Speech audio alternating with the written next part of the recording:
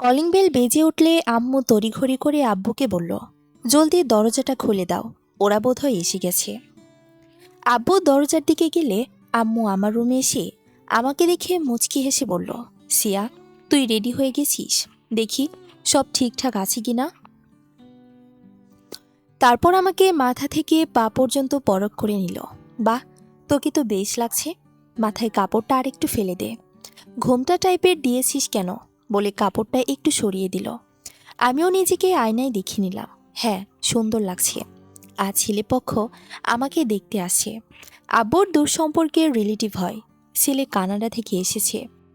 এবার ভালোই ভালোই আমাকে পছন্দ করলেই হলো। একটু পর আম্মু এলো আমাকে নিতে।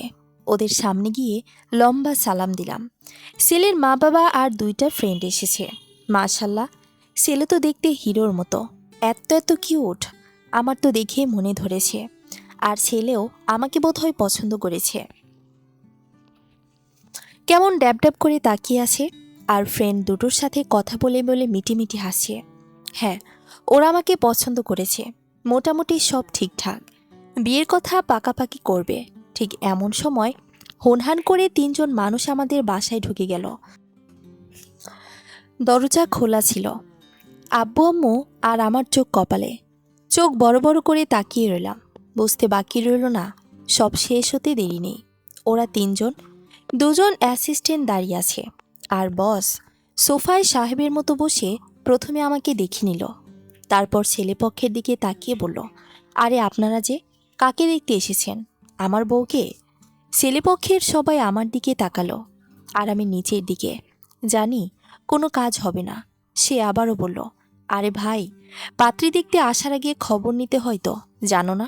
কারো বউকে দেখতে আসা যে কত বড় অপরাধ জানো? তার জন্যে কি শাস্তি দেওয়া যায়? গালে হাত দিয়ে চোখ আমার দিকে। আচ্ছা, ওয়েট, আমার বউকে জিজ্ঞেস করি। বউ, বলো, এদের কি করা যায়? আব্বু রেগে বলল, ইমাদ, তুমি কেন এসেছো এখানে? দেখো, তামাশা বন্ধ করো, নইলে কিন্তু। আমি আব্বুকে থামিয়ে চোখ দিয়ে ইশারা করলাম, প্লিজ ইমাদ, ওদের কিছু করবেন না, ওদের কোনো দোষ নেই। ইমাদ চোখ লাল লাল করে, তাহলে কি দোষ আমার? ওরা এখানে কেন এসেছে? রিফাত, আসি, তোরা দেখছিস কি? ধরোদের, ওদের সাহস কি করে হয় আমার বউকে দেখার? আমার প্রচণ্ড রাগ হচ্ছিল। ইমাদ, বললাম না ওদের কোনো দোষ নেই, ওদের ছেড়ে দিন। ভুল হয়ে গেছে আমার, আমি ওদের আসতে বলেছি। সরি বলেই রুমে চলে আসি। হাত থেকে সব চুড়ি গয়না খুলে নিচে ছুঁড়ে ফেলে মাটিতে বসে কাঁদতে লাগলাম। আর কত আমাকে এভাবে কাটাতে হবে? আমি যে আর পারছি না। ইমাদ রেগে ওদের বলল, কি হলো, এখনও দাঁড়িয়ে আছেন কেন আপনারা? যান, বের হন, আর কখনো আসবেন না। ওরা চলে গেলে ইমাদ আব্বু আম্মুকে সালাম দিল। এসব কি শুরু করেছেন শ্বশুর বাবা? আর কতবার বলতে হবে আপনাদের? সিয়া শুধু আমার, আমি ছাড়া ও আর কারো হতে পারবে না। তারপরও কেন আপনারা এসব করেন? ইমাদ আমার রুমের সামনে এসে দরজায় নক করছে। হলুদ পাখি, দরজা খোলো প্লিজ। সোনা, রাগ করে না। তোমাদের বারবার বলেছি আমার রাগটা একটু বেশি। ধমক দিয়ে না হয় কথা বলেছি, তাই বলে এভাবে রাগ করে থাকবা? দরজা খোলো জান পাখিটা। ইমাদ প্লিজ, আপনি যান, আমি দরজা খুলব না। দাঁড়িয়ে থেকে কোনো লাভ নেই। তারপরও সে দরজা কিছুক্ষণ নক করার পর বুঝতে পারল যে আমি দরজা খুলব না, তাই চলে গেল। আমার অনেক রাগ হচ্ছিল নিজের ওপর। রাগে হাত দুটো ড্রেসিংয়ের সাথে ঝপাট ঝপাট বাড়ি মারছি আর কাঁদছি। আমার হাত কেউ ধরে ফেলল, মানে যেখানে হাত বাড়ি মারছিলাম সেখানে কারো হাত। ইমাদ, আপনি আবারও ব্যালকনি দিয়ে এসেছেন? আমি তো দরজাটা বন্ধ করেই ভুলে গেছিলাম। কেন এসেছেন এখানে? চলে যান। ইমাদ আমাকে জোর করে টেনে বুকের সাথে চেপে ধরে। এত রাগ করে না হলুদ পাখিটা। দেখো তো হাতের কি অবস্থা করেছো। আচ্ছা যাও, সরি, আর ধমক দিয়ে কথা বলবো না। এবার রাগটা ঝেড়ে ফেলো, এসো একটু আদর করি। বলে আমার মুখটা ওপর দিকে করলে আমি নিচের দিকে করতে চাইলেও পারছি না। ইমাদ আমার কপালে চুমু দিল, তাও জোর করে। তারপর হাতে অয়েন্টমেন্ট লাগিয়ে কিছুক্ষণ থেকে চলে গেল। সব আমার কপাল, কিন্তু কেন যে এমন পোড়া কপাল নিয়ে এসেছিলাম জানি না। সেই কলেজ থেকে যেদিন ফার্স্ট কলেজে ভর্তি হলাম সেদিন থেকে আমার দুর্ভাগ্যটা শুরু। এসব মনে পড়লে আমার জীবনটা অসহ্য মনে হয়। কত হাসি খুশি ছিল আমার লাইফটা। হঠাৎ তার মধ্যে আগমন ঘটল ইমাদের। ইমাদ আমাদের এলাকার খুব স্বনামধন্য মানুষের ছেলে। তার উপর সে লিডার, পলিটিক্সের সাথে জড়িত, তাই তো সবাই তাকে ভয় পায়। সেদিন প্রথম কলেজে আসি, খুব তাড়াহুড়ো করেই আসছিলাম। ক্লাসের দিকে যেতেই কারোর সাথে প্রচণ্ড রকমের ধাক্কা লাগে। সামনের সেই মানুষটাই ছিল ইমাদ। ওর হাতে অনেক ব্যালেট ছিল, তাও কোনো দলের যেন, যেগুলো প্রতিটা ক্লাসের সবাইকে বাধ্যগতভাবে নিতে হচ্ছিল। ভোট হবে নাকি তার জন্য। ওর হাতের সব ব্যালেট পড়ে ছড়িয়ে ছিটিয়ে গেল। আর দোষটা আমারই, আমি সেটা ভালো করেই জানি। ওকে সরি বলে ক্লাসে দেরি করে যাচ্ছিল, তাই চলে গেলাম। কিন্তু সে আমার দিকে অপলকভাবে তাকিয়েছিল। ক্লাসে এসে দেখি আমার ওয়াচটা নেই। এটা তো আমার হাতেই ছিল, বাসা থেকে পড়ে এসেছিলাম। এখন কোথায় গেল? ব্যাগে খুঁজে দেখেছি, কিন্তু নেই। এটা আমার ফেভারিট ছিল। ক্লাসের মধ্যখানে কেউ রুমে প্রবেশ করলো, যাকে দেখে টিচার পর্যন্ত দাঁড়িয়ে গেছে। ও আচ্ছা, এটা তো সেই ছেলে যার সাথে নিজে ধাক্কা লেগেছিল। ছেলেটা ওয়াচটা দেখিয়ে বলল, এটা কি তোমার? আমি দাঁড়িয়ে গেলাম, আর আগে থেকেও সবাই দাঁড়ানো ছিল। ছেলেটা হাত দিয়ে ইশারা করে সবাইকে বসতে বলল, তোমরা বসে পড়ো। যার জিনিস সে শুধু কথা বলবে। হ্যাঁ, এটা আমার। আমি যাওয়ার আগে সে আমার সিটে এসে আমার হাতে দিল ওয়াচটা। আমি মুচকি এসে থ্যাঙ্কস বলে সে জবাবে কিছু বলল না, জাস্ট মুচকি হেসে চলে গেল। সেদিন কিন্তু আমি হলুদ কালারের ড্রেস পরেছিলাম, আর তখন থেকেই ইমাদ আমাকে হলুদ পাখি ডাকে। এভাবে দিন যেতে থাকে। সবার কাছে শুনলাম ওনার নাম ইমাদ, এই কলেজের আর আমাদের এলাকার লিডার। ওনার উপরে কেউ কথা বলতে পারে না। উনি মাঝে মাঝে আমাদের ক্লাসে এসে গল্প করতেন, ক্লাসের টাইমে মজা করতেন। এক এক করে সবাইকে বলতেন, তোমার ডিটেলস বলো। দু একজনকে বলেও আমাকে জিজ্ঞেস করে, জি আমার নাম সিয়া। উনি মুচকি এসে, বাহ, নামটা তো খুব সুন্দর, তোমার মতোই। আমিও হাসলাম। উনি প্রতিদিন ক্লাসে আসেন। তারপর পরীক্ষার হলে কেউ অ্যালাউ না থাকা সত্ত্বেও উনি প্রবেশ করলেন। সোজা আমার ডেস্কে এসে বললেন, সব কমপ্লিট করছো? কিছু বাকি আছে নাকি? আমার একটু আজব লাগতো, তবে এতটা মাথায় রাখতাম না। হয়তো বড় সিনিয়র ভাই হিসেবে খেয়াল রাখতেন। কিন্তু স্যারের সামনে উনি আমাকে দুইটা আনসার করে দিলেন, অথচ স্যার টু শব্দও করল না। এই ব্যাপারটাও আমি নোটিশ করলাম। কলেজের কোনো ছেলে আমার সাথে কথা বলে না, এমনকি আমার দিকে তাকায় না পর্যন্ত। এমনকি অনেককে কানাঘুষো করতেই শুনেছি, এই দেখ দেখ, ইমাদ ভাইয়ার গার্লফ্রেন্ড আসছে। আমি প্রচণ্ড অবাক হতাম। ইমাদ ভাইয়াটা কে আবার? আমি তার নামটা জানতাম না। একদিন হলো কি, আমার ক্লাসে এক নিউ স্টুডেন্ট এসেছে। দেখতে বেশ হ্যান্ডসাম। আমিও কেন জানি না তাকে দেখে ক্রাশ খেলাম। নিজে থেকেই ওর সাথে পরিচয় আদান প্রদান করলাম। ওর নাম ফাইজ। 2টা দিন ওর সাথে কলেজে গল্পগুজব করতাম, এদিক ওদিক ঘোরাঘুরি করতাম। কিন্তু হঠাৎ 3 দিনের দিন তার কোনো খবর নাই। আমি তার বাসার ঠিকানাও জানি না। কেমন যেন একা একা মনে হচ্ছিল। শেষে কারো কাছে শুনলাম ও নাকি অসুস্থ। ঠিক সপ্তাহখানেক পর ও কলেজে আসলো, কিন্তু আমার সাথে কথা বলা তো দূরের কথা, আমার দিকে চোখ তুলে তাকালো না। ওর কপালে ব্যান্ডেজ, হাতেও আঘাতের চিহ্ন দেখা যাচ্ছে। আমি ওর সাথে কথা বলতে চাইলে ও বলে না, ইগনোর করে আমাকে। ফায়াজ, তোমার কি হয়েছে? তুমি এতদিন আসোনি কেন? ফায়াজ নিচের দিকে তাকিয়ে, ক্ষমা করবেন আমাকে, আমি আপনাকে চিনতে পারিনি। প্লিজ দয়া করে আমার সাথে আর কথা বলবেন না। সেদিনের কিছুই বুঝতে পারিনি আমি, তবে কষ্ট লেগেছিল আমার। কারো কারো মুখে শুনেছি, এই মেয়েটার জন্যই তো ইমাদ ভাইয়া ছেলেটাকে কিভাবে মারল। ছেলেটার কোনো দোষ ছিল না, মেয়েটা নিজেই তো সেদে সেদে কথা বলতে গিয়েছিল। ইমাদ ইমাদ ইমাদ, জাস্ট অসহ্য হয়ে গেছি নামটা শুনে। কে এই ইমাদ? কলেজে মারামারি চলছে, সবাই যে যার জায়গায় সেফটিভাবে রয়েছে, কিন্তু আমার যে বাসায় যেতে হবে, সবাই লুকিয়ে পড়েছে। কিন্তু আমি এগিয়ে যাচ্ছি, খুব সাবধানে যাচ্ছিলাম। তারপরও কারো একটা লাঠির বাড়ি আরেকটুর জন্য হলে আমার মাথায় এসে পড়ত। কিন্তু তার আগে কেউ একজন আমায় বাঁচিয়ে নেয়, বরাবর তার বুকের সাথে। একটু করে ওপর হয়ে তার মুখটা দেখলাম। ওই যে সেই ভাইয়াটা, মানে ইমাদ, যার নামটা আমার অজানা ছিল। মনে মনে তাকে প্রচণ্ড ভালো লেগে যায়। কি ভালো মানুষ, কত উপকার করছে আমার। সে ইশারা করলে 7-8 জন এসে আমাদের গোল করে সেফটি দিয়ে দেয়। আমরা সেই গোলাকার বৃত্তটার মধ্য দিয়ে ধীরে ধীরে বাইরে চলে আসি। এত প্রোটেক্ট আমাকে জীবনে কেউ করেনি। তারপর সে ভাইয়াটা নিজের গাড়ি ঠিক করে দেয়।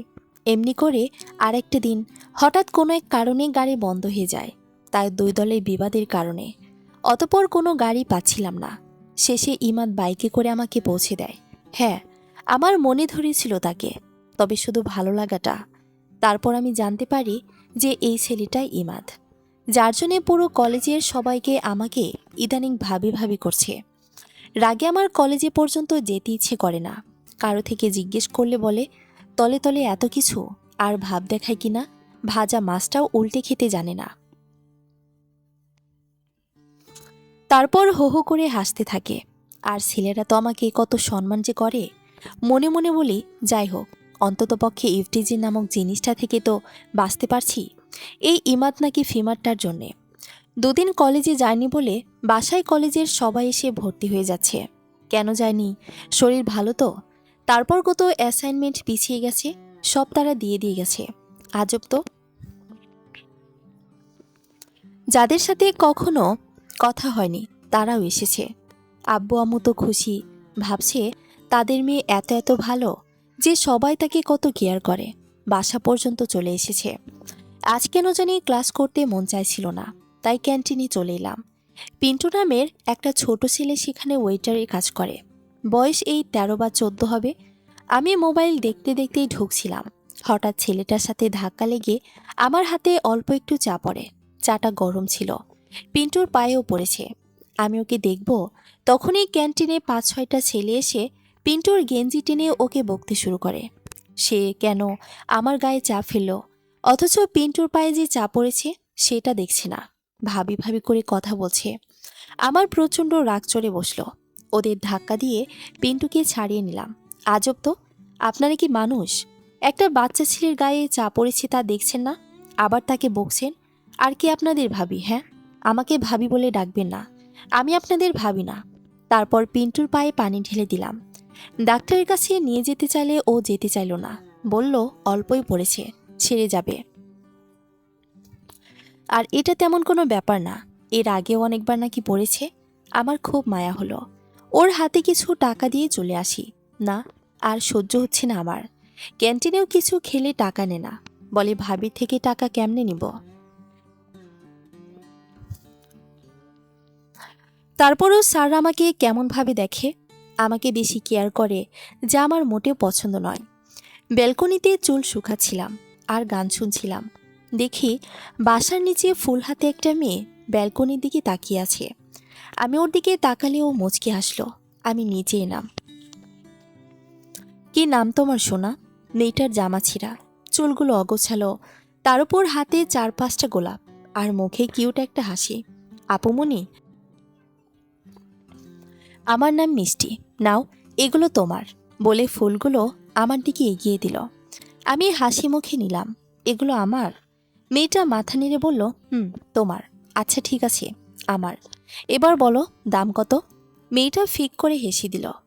প্যান্টের কুচি থেকে কচকচে 500 টাকার নোটটা বের করে আমাকে দেখিয়ে বলল, মাত্র 100 টাকা। কিন্তু ভাইয়াটা অনেক টাকা দিয়েছে। তুমি আর ভাইয়া খুব ভালো। মুহূর্তে আমার মুখের হাসিটা গায়েব হয়ে গেল। ভাইয়া মানে? কোন ভাইয়া? মেয়েটা যেদিক তাই ইশারা করে দেখিয়ে দিল সেখানে কেউ ছিল না।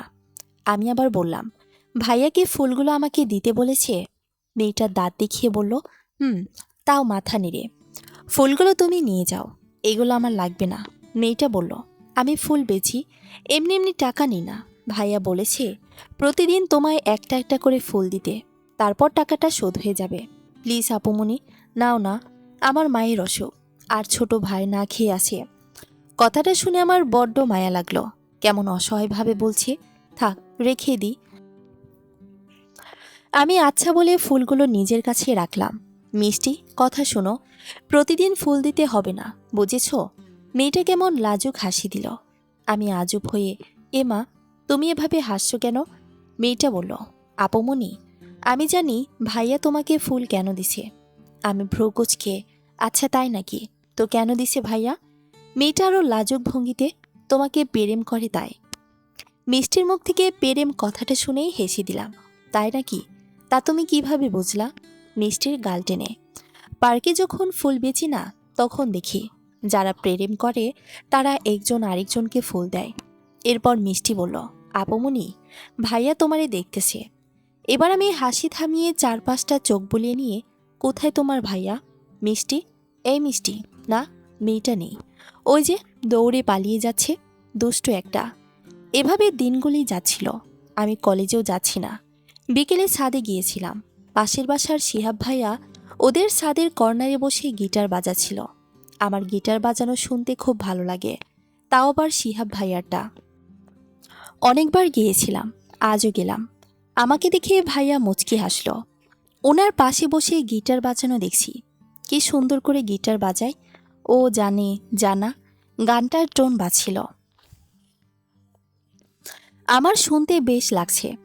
কিছুদিন পর ওনাকে দেখে আমি গেলাম, বাট উনি আমাকে বসতে বললেন না, আর কোনো কথাও বললেন না। যখন আমি জিজ্ঞেস করেছি কি হয়েছে, তখন উনি বললেন, সিয়া, তুমি যাও এখান থেকে, আর কখনো এসো না। আমার সাথে কথাও বলো না, প্লিজ। আমার কথায় রাগ করো না, আসি আমি। বাই বলেই উনি চলে গেলেন। আজব তো, ওনার আবার কি হলো? ভালোই তো লাগতো আমার, নিষেধ করলো কেন?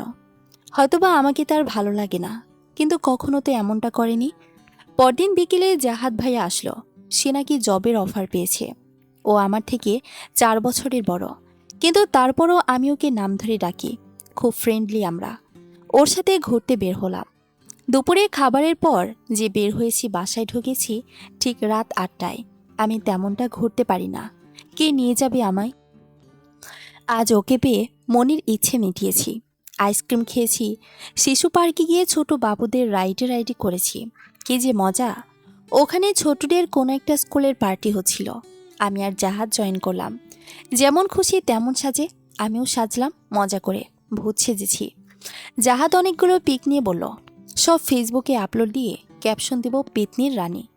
আমি ওকে কয়েকটা মাইট দিলাম। জাহাজ ডিলিট কর বলছি, এক্ষুনি ডিলিট কর, নয়তো তোকে মেরেই ফেলব। বাসায় এসে প্রচণ্ড রকমের ক্লান্তি এসে ভর করল। না খেয়ে ঘুমিয়ে পড়লাম।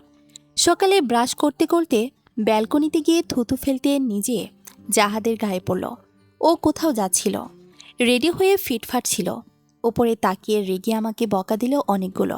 চোখ কি পকেটে রেখেছিস? দেখিস না নিচে মানুষ আছে? দিলি তো আমার প্রথম চান্সটা নষ্ট করে। ধ্যাত, আবার ড্রেস চেঞ্জ করতে হবে। আমি মুখটাকে অসহায় ভঙ্গিমা করে, সরি রে, সত্যিই দেখিনি আমি। কোথায় যাচ্ছিস তুই? ও একরাশ বিরক্তি নিয়ে বলল, দেখছিস না রেডি হয়েছি, মানে জবের জন্য যাচ্ছি আর কি। ধুর মাইয়া, তোর সাথে কথা বলে লাভ নাই, আবার শাওয়ার নিতে হবে। জাহাজ চলে গেল। আমিও কলেজে যাচ্ছি না, কেন জানি ভালো লাগছে না। বিকেল পেরিয়ে সন্ধে হয়ে এলো, কিন্তু জাহাদের কোনো খবর নেই। এদিকে আম্মুটা বারবার আমাকে ফোন দিতে বলছে, আর বারবার জিজ্ঞেস করছে জাহাদকে কিছু কি বলে গেছে, মানে কখন আসবে। খুব টেনশন করছে আম্মুটা। আব্বু চলে এসেছে, ওর কোনো খবরই নাই। আমাকে তো বলেছিল বিকেলে চলে আসবে, কিন্তু এখনো আসার নাম নেই। হঠাৎ আব্বুর ফোনে রিং বেজে উঠল। হসপিটাল থেকে নাকি ফোন এসেছে। শুনে আমাদের সবার সেন্স হারাবার অবস্থা। জাহাদ ভাই নাকি হসপিটালে ভর্তি। সাথে সাথে আমি আব্বু আর আম্মু হসপিটালে চলে গেলাম। গিয়ে দেখি জাহাদ বেডে শুয়ে আছে, হাতে স্যালাইন আর পায়ে প্লাস্টার করা ওপর হয়ে বাঁধা। আমার দিকে রাগি চোখে তাকিয়ে রইল। আর আব্বু আম্মু জিজ্ঞেস করলো এসব কেমনে হয়েছে। জাহাদ আমার দিকে এখনও সে রাগি চাহনিতে তাকিয়ে আছে। তারপর আস্তে আস্তে আম্মুকে বলল, মামি, সেটা তোমার মেয়ে থেকে জিজ্ঞেস করো না। আম্মু আমার দিকে তাকালো, আর আমি অবাক হয়ে জাহাদের কথা শুনছি। আমি কি করে জানবো ওর এসব কেমনে হয়েছে? আব্বু অবাক হয়ে দেখছে আমাদের। আম্মু, ওর কাছে গিয়ে জিজ্ঞেস করব, তুই বল কি হয়েছে। এবার জাহাদ একটা দীর্ঘশ্বাস নিল। সিয়ার বয়ফ্রেন্ড আর তার সাথীরা আমাকে মেরেছে। আর বলেছে কি জানো? বলেছে সিয়ার আশেপাশেও যেন আমায় না দেখে, নয়তো ওপরে পাঠিয়ে দেবে। আমি জাহাদের কথা শুনে যেন আকাশ থেকে পড়লাম। আব্বু আম্মু দুজনে অবাক চোখে আমার দিকে তাকাচ্ছে। মামি আমাকে সকাল হওয়ার আগেই এই এলাকা ছাড়তে বলেছে। আমি, কার এত বড় সাহস তোকে এভাবে কথা বলার? আর তুই কি বলছিস কি? আমার বয়ফ্রেন্ড মানে কি? জাহাজ চোখে বড় বড় করে, তাহলে কি আমি মিথ্যে বলেছি? মামি, আমি সত্যি বলছি, সিয়ার বয়ফ্রেন্ড আমাকে মেরেছে। আমার মাথার মেজাজ খারাপ হয়ে যাচ্ছিল। জীবনে একটা প্রেম করলাম না, আবার বলে কিনা বয়ফ্রেন্ড, তাও বলছি কিনা আব্বু আম্মুর সামনে। একটু রেগেই বললাম, জাহাদ, কে বলেছে তোকে আমার বয়ফ্রেন্ড আছে? দেখ, উল্টাপাল্টা কথা একদম বলবি না। জাহাদ, আমি কেন উল্টাপাল্টা কথা বলবো? তুই নিজেই মিথ্যে কথা বলছিস। তোর বয়ফ্রেন্ড আছে, তার নাম ইমাদ। লম্বা করে ফর্সা টাইপের ছেলেটা, আর ওর সাথে আরও 3 জন ছিল। এবার আমার চোখ কপালে। ইমাদ, এটা এখানেও? এই নাম শুনতে শুনতে আমি শেষ। এলাকায়ও আমাকে সবাই ভাবি ভাবি করছে, কেউ তাকায় না পর্যন্ত। পাড়ার বখাটেগুলো আমায় দেখলে চোখ নিচে নামিয়ে ফেলে। সেদিন তো রিকশাওয়ালাটাও ভাড়া না নিয়ে চলে গেছে। এই ইমাদটা কে আমি নিজেও জানি না, আর সবাই আমাকে তার বউ বানিয়ে ফেলছে। এসব ভাবতে ভাবতে আমি পাগল প্রায়। কি হচ্ছে আমার সাথে কিছুই বুঝতে পারছি না। জাহাদকে হুইল চেয়ারে বসিয়ে দিয়েছে নার্স। কথা এখনো শেষ হয়নি। আব্বু আম্মু জাহাদকে আরও অনেক প্রশ্ন করছে। জাহাদ, তোমাদের মেয়ের রিলেশন চলছে, আর তোমরা বলছো কিনা জানো না? সিয়ার বয়ফ্রেন্ড কি জানতো না আমি তার কাজিন? এখন আমাকে না জানিয়ে কতদিন বাসায় বসে থাকতে হয়? এসেছি জবের জন্যে। আম্মু, তোমার মেয়ে যে তলে তলে এসব করছে, সেই খবর কি রাখো তুমি? মেয়েকে আশকারা দিয়ে দিয়ে মাথায় তুলেছ, এবার বুঝো? আব্বু, মেয়ে কি একার আমার? তুমিও তো মেয়ের কোনো খবর রাখো না। সারাদিন তো তুমি থাকো বাসায় মেয়ের সাথে, আমি তো অফিসে থাকি। দুজনেই কথা কাটাকাটি করছি আমাকে নিয়ে।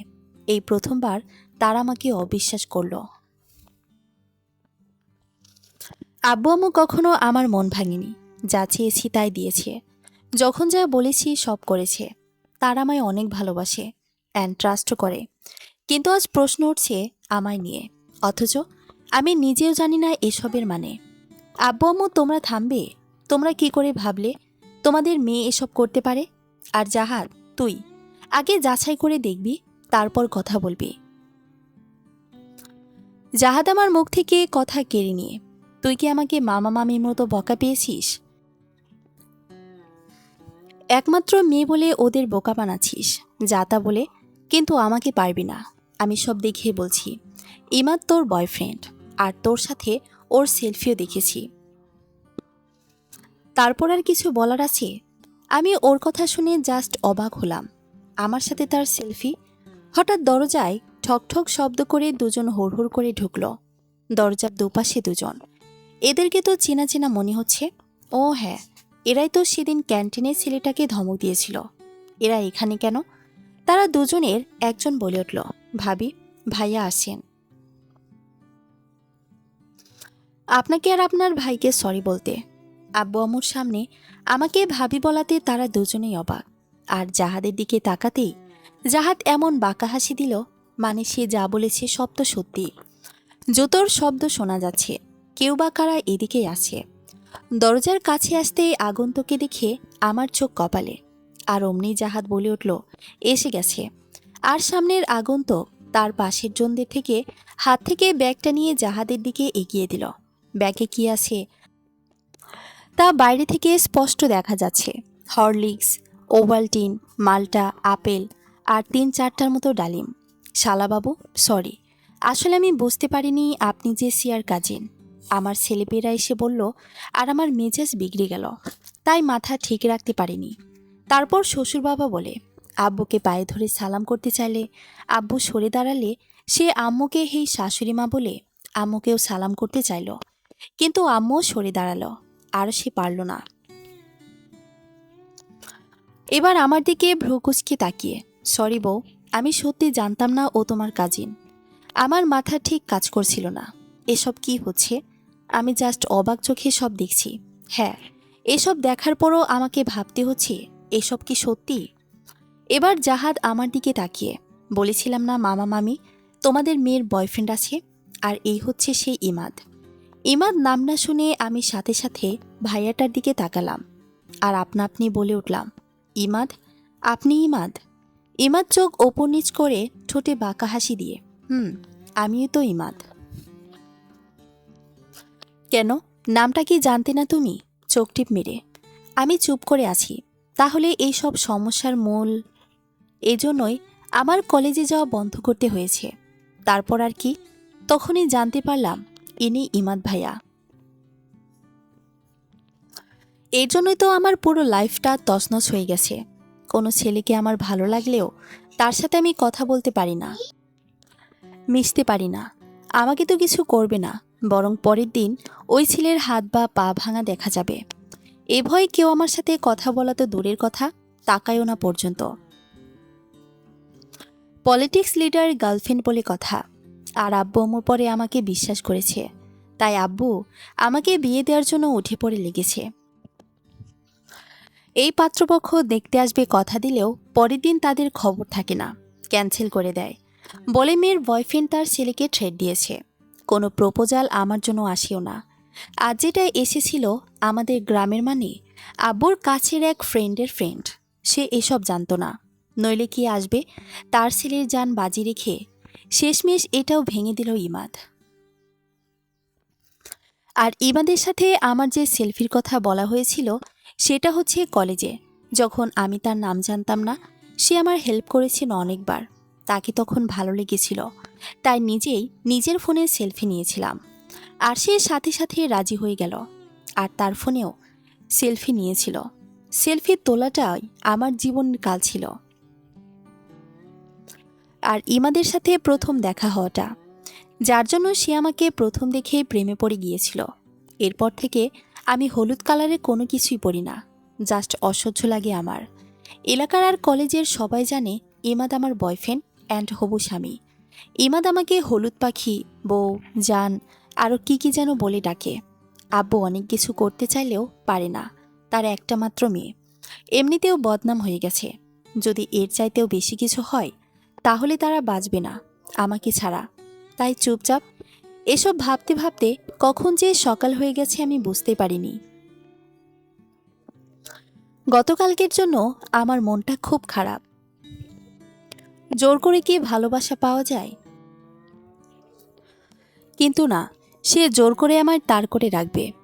ফ্রেশ হয়ে টেবিলে নাস্তা করতে এসে দেখি আব্বু খবরের কাগজ পড়ছে আর চা খাচ্ছে, আর আম্মু টেবিল গুছিয়ে রাখছে। আমাকে দেখে বলল, আয় নাস্তা করে নে, তোর পছন্দের মোগলাই বানিয়েছি। কি ব্যাপার? আব্বু আম্মুকে এমন স্বাভাবিক দেখাচ্ছে কেন? খেতে মন চাইল না, তাই খেলাম না। অথচ মোগলাই দেখলে আমার জিভ লক লক করে। গপাগপ খেয়ে ফেলি। একটু পর আম্মু আমার রুমে নাস্তা নিয়ে এলো। আম্মু ট্রি টেবিলে রেখে বলল, নিচে গেলি? খেতে বসতে বললাম, আর না খেয়ে চলে এলি কেন? তাই রুমে নিয়ে এসেছি। আমি আম্মুর দিকে এক নজরে তাকিয়ে আমি খাবো না। আম্মু আমার পাশে বসলো। আমার মুখটা আম্মুর দিকে ঘুরিয়ে, মন খারাপ বুঝি? কি করবি বল মা, এমন পাগল ছেলে আমি কোথাও দেখিনি। তোকে পাগলের মতো এত ভালোবাসে, কেউ ইগনোর করার পরও কিভাবে সে এতটা ভালোবাসতে পারে আমি বুঝি না। আমি ভ্রুকুচকে আম্মুর দিকে তাকিয়ে, মানে কি, কি বলতে চাইছো তুমি? আম্মু একটা দীর্ঘশ্বাস ছেড়ে, এমন ভালোবাসার মানুষ সবার ভাগ্যে জোটে না। তুই তো জানিস আমার সেই অতীতের কাহিনীটা, আবছারের কথা।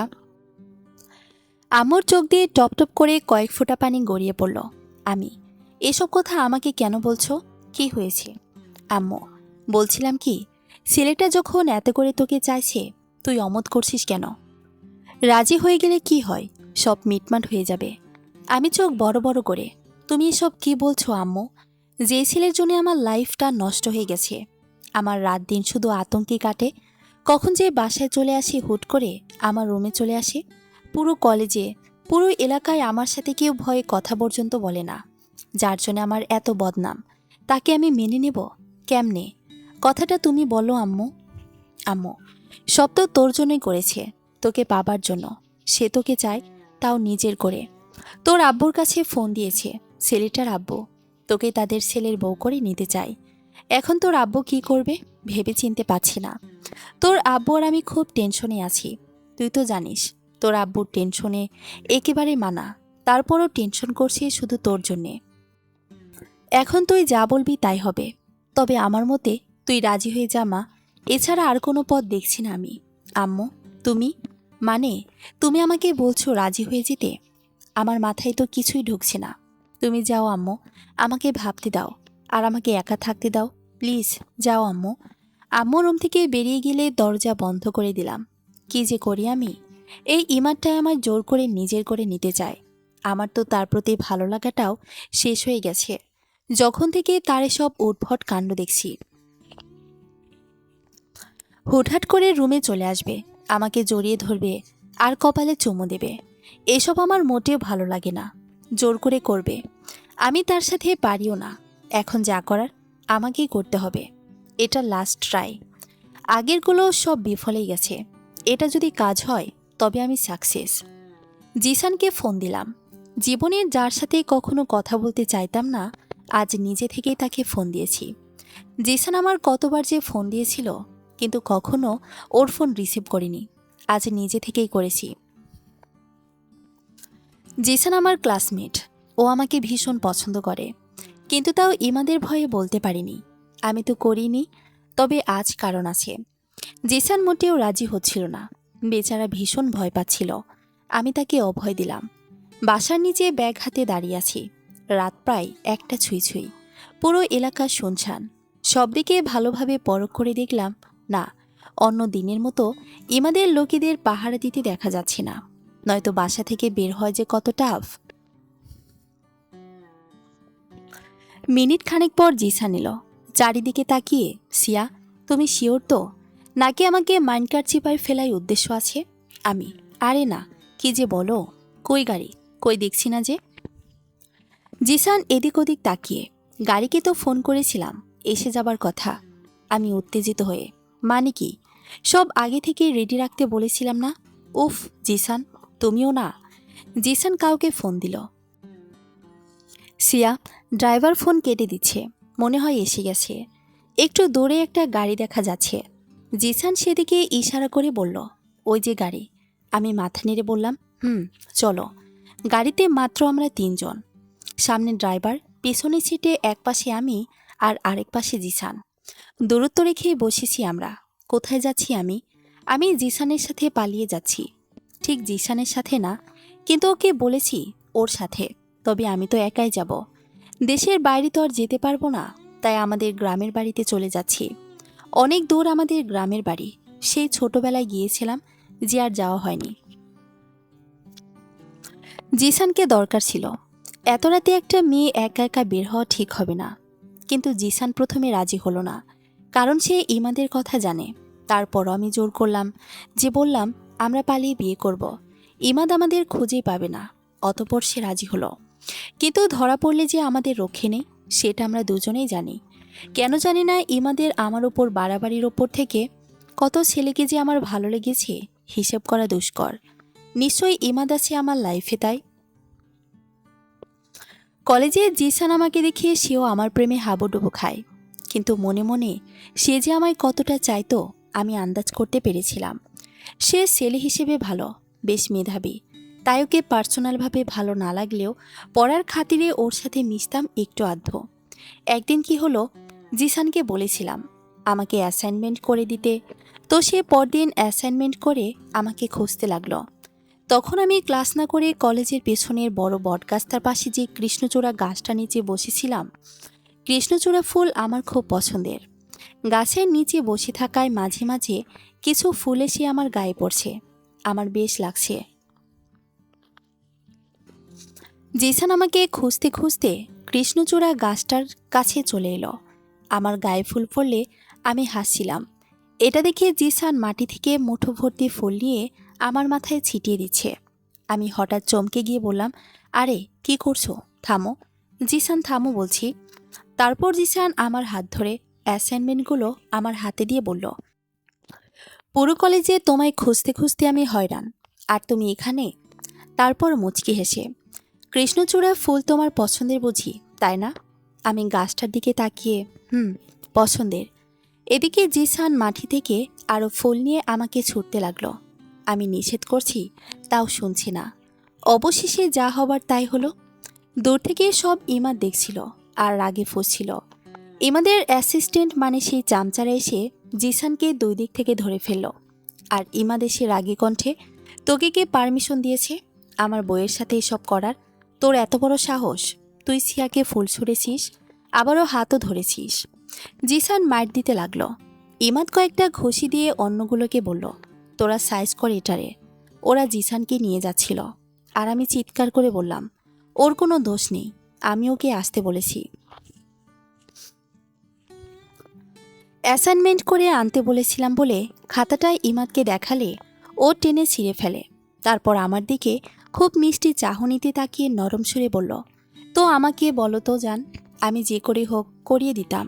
তুমি জানো না, তোমার আশেপাশে এদের দেখলে আমার গা জ্বলে, মেজাজ ঠিক থাকে না। তুমি শুধু আমার পাশে থাকবে, পৃথিবীর কেউ তোমায় ছুঁতে পারবে না, জাস্ট আমি ছাড়া। বুঝলাম ময়না পাখি? আমি মুখটা ঘুরিয়ে ফেলি। ইমাদ আবারও আমার সামনে এসে, কৃষ্ণচূড়া ফুল তোমার পছন্দের, তাই না বলেও ইমাদ চুটকি বাজালে গাছ থেকে হুড় করে ফুল পড়তে থাকে আমার গায়ে।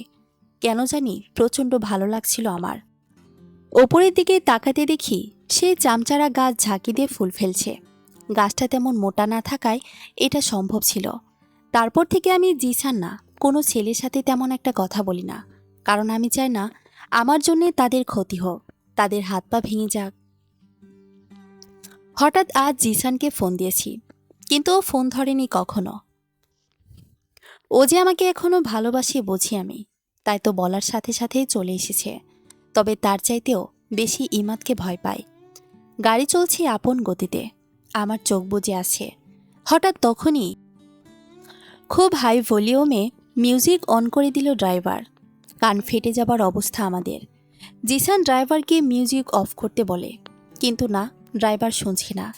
এর মধ্যে খেয়াল করলাম গাড়ি যে পথে যাচ্ছে সেটা আমাদের গ্রামের রাস্তা নয়, অন্যদিকে যাচ্ছে গাড়ি। আমি জিসানকে বললাম, জিসান, আমরা কোথায় যাচ্ছি? জিসান ওনাকে গাড়ি থামাতে বলে। এসব হচ্ছেটা কি জিসান? অনেকটা পথ গিয়ে গাড়ি খুব জোরে ব্রেক করলো। আমি আর জিসান সামনের সিটের সাথে ধাক্কা খেলাম, আর সামনের দিকে তাকিয়ে রাগীভাবে বললাম, পাগল নাকি, এইভাবে কেউ গাড়ি চালায়? জিসান, এটা কাকে ঠিক করেছো তুমি? এবার মিউজিক অফ হয়ে যায়। আরেকটা কণ্ঠ ভেসে আসে সামনে থেকে। কণ্ঠস্বরটা শুনে এক মুহূর্তের জন্য আমার হার্টবিট থমকে গেল। গলা শুকিয়ে কাঠ হয়ে গেছে, কারণ এটা আমার খুব পরিচিত কণ্ঠ, যা আমি প্রতিদিন, প্রতিক্ষণ, প্রতিটা সেকেন্ডে শুনি। চোখ বড় বড় করে সামনে তাকালাম। ইমাদ গানটা জোরে জোরে গাইছে আর একটু একটু করে পেছনের দিকে ফিরছে। আমার সাথে চোখাচোখি হলেও মুচকি এসে গানটা গেয়ে চলেছে, আর আমি চোখ বড় বড় করে ওর দিকে তাকিয়ে আছি। তারপর জিসানের দিকে চোখ লাল লাল করে তাকালো আর গান বন্ধ করে দিল। জিসানের তো জান বের হয়ে যাচ্ছিল। ফোন টোন ছুঁড়ে ফেলে দিয়ে গাড়ির ডোর খোলায় ব্যস্ত, কিন্তু ডোর খুলতে গিয়ে ব্যর্থ হলো। ইমাদ লক করে দিয়েছে। আমি, তুমি এখানে? মানে তুমি এতক্ষণ ড্রাইভার? তোমাকে আমরা ড্রাইভার মনে করেছি। ইমাদ, জানে মান, তুমি যেখানে আমিও সেখানে, তোমাকে কোথাও যেতে দেব না। কেউ তোমাকে আমার থেকে কেড়ে নিয়ে যেতে পারবে না। আর যে এত বড় সাহস দেখাতে আসবে তাকে তো আমি বলেই। আবারও চোখ লাল লাল করে জিসানের দিকে তাকিয়ে জিসান কাকুতে মিনতি করে, ইমাদ ভাই, আমাকে মাফ করে দাও ভাই, আমার ভুল হয়ে গেছে। আমি ইচ্ছে করে করিনি ভাই, সিয়া আমাকে ফোন করেছে, প্লিজ ভাই আমাকে মাফ করে দাও।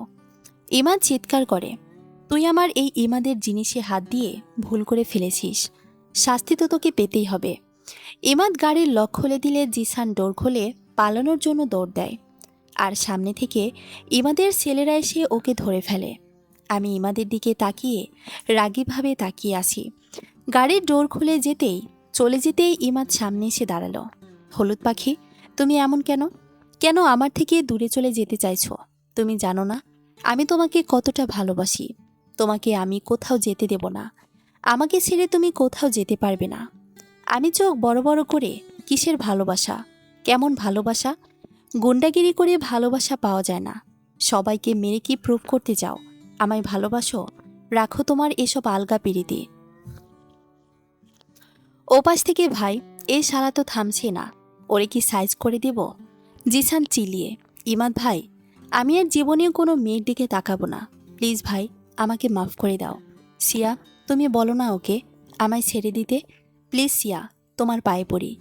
কথাটা বলার সাথে সাথে ইমাদ হনহনিয়ে ছুটে এলো জিসানের দিকে। দুহাতে ওর কলার চেপে লাল লাল চোখ করে খুব রাগ মিশ্রিত কণ্ঠে বলল, হাত ধরেছিস তো ধরেছিস, কিছু করিনি, এখন আবার পার ধরতে চাইছিস? তোকে তো আমি আজ মেরেই ফেলব। তোর সাহস কী করে হয় আমার জানটাকে স্পর্শ করার? যখন বাসার নিচে জিসানের জন্য অপেক্ষা করছিলাম, একটু পরে তো জিসান এলো। আমি রাগ দেখালে ও হুট করে আমার হাতটা ধরে ফেলে, সরি বলে। বোধহয় সেটা ইমাদ দেখে ফেলেছে। বড্ড রাগ দেখছি ওর চোখে মুখে। জিসান পাঁচ মারতে যাচ্ছিল আর ছুটে গেলাম। ইমাদ প্লিজ থামো, ওকে মেরো না, ওর কোনো দোষ নেই। ওকে তো আমি ফোন করে আসতে বলেছিলাম। বেচারা তো ভয়ে আসতেই চাইছিল না। ইমাদ আমার দিকে না তাকিয়ে, তুমি আসতে না বলেছ তাই এসেছে, সেটা না হয় বুঝলাম, কিন্তু তুমি এটাও বলেছ যে তোমার হাত ধরতে। ইমাদ মারার জন্য হাত জিসানের কাছে নিতেই আমি চিৎকার করে বললাম, ইমাদ প্লিজ এবার অফ যাও বলছি। ওর কোনো দোষ নেই, ওকে ছেড়ে দাও, ওর ভুল হয়ে গেছে। পাশ থেকে কেউ বলল, ভাই আজকের মতো ছেড়ে দেন, ভাবি রেগে গেছেন, এবার অফ যান। ইমাদ কয়েকটা বড় বড় নিঃশ্বাস ছাড়ল, তারপর আমার দিকে শান্তভাবে তাকালো, মুচকি হাসি দিয়ে বলল, ওকে কলিজা, তুমি যখন বলেছ তখন না হয় ছেড়ে দিলাম, কিন্তু তার আগে একটা হালকা পাতলা নাস্তা তো দিই। বলে খুব জোরে জিসানের গালে থাপ্পড় বসিয়ে দিল। ঠাস করে শব্দ হলো, আর জিসান দুবার রাউন্ড দিয়ে সেন্স হারিয়ে নিচে পড়ে গেল। আমি জাস্ট হা করেই তাকিয়ে আছি। একটা থাপ্পড়ে সেন্স হারালো, এত জোর ইমাদের। সেলগুলো পালস চেক করে বলল, ভাইয়া সেন্সলেস হয়ে গেছে, আমরা ওকে নিয়ে যাচ্ছি।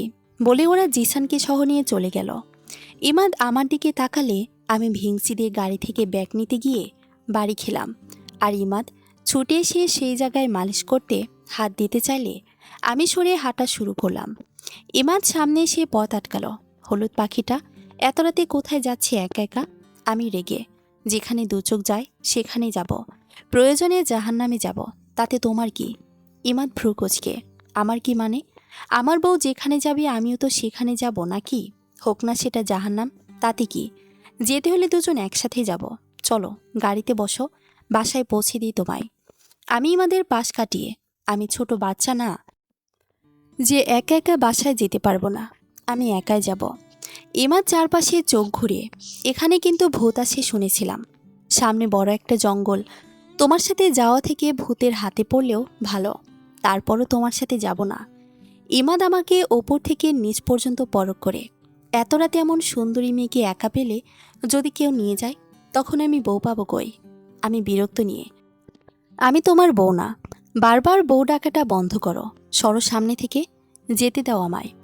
এক পা বাড়াতে ইমাদ আমাকে একটানে ওর অনেকটা কাছে নিয়ে এসে আমার কোমর জড়িয়ে ধরে।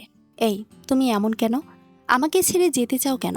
জানো না তোমায় ছাড়া আমি থাকতে পারবো না, মরে যাব আমি। তোমাকে কোথাও যেতে দেব না, তুমি শুধু আমার। আমি নিজেকে ছাড়াতে চেষ্টা করছি। ইমাদ ছাড়ো আমায়, কি চাও তুমি? হ্যাঁ, চিৎকার করে ইমাদ ফু দিয়ে আমার চুলগুলো সরিয়ে কানের কাছে এসে ফিসফিসিয়ে বলল, শুধু তোমাকে চাই, আর কিছু না। হঠাৎ আমার বুকে একটা কাঁপুনি দিয়ে গেল। ওকে ধাক্কা দিয়ে সরিয়ে আবারও হাঁটা শুরু করলাম। পাগল নাকি? ইমাদ ঝট করে আমাকে কোলে নিয়ে, পাগল আমি, শুধু তোমার জন্যে। পুরো পাগল করে দিয়েছো আমায়। আমাকে গাড়ির দিকে নিয়ে যাচ্ছে। আমি ধস্তাধস্তি করছি আমাকে নামানোর জন্য। ইমাদ আমাকে নামাও বলছি, নামাও আমাকে। আমি তোমার সাথে যাব না। কেন এসেছো এখানে? তোমার থেকেই তো দূরে যেতে চাইছিলাম। ইমাদ আমাকে জোর করে গাড়িতে বসিয়ে সিট বেল্ট বেঁধে দিয়ে আমার ঠোঁটে আঙ্গুল চেপে বলল, খবরদার এমন কথা আর কখনো মুখেও আনবা না। আমাকে ছেড়ে যাওয়ার কথা কল্পনাও করবা না। তুমি শুধু আমার কাছেই থাকবে। তারপর গাড়ি স্টার্ট দিল। আমি চুপচাপ থাকতে পারছি না। যা করছি সব বেচতে যাচ্ছে। ইমাদ এত চালাক কেমনে? সব কিভাবে জেনে যায়? ইয়া আল্লাহ, মনে পড়েছে, আমার ফোন তো ট্র্যাকিং করা। ফোনের সব কল যে ইমাদ জানবে। ইস, এটা আগে মনে পড়েনি কেন? ভুলে গেলাম কিভাবে আমি। গাড়ি চলছে তার আপন গতিতে। এমন একটা পথে এসে গাড়িটা থেমে গেল। পুরো রাস্তা জনমানবশূন্য, ফাঁকা, একটা গাড়িও নেই।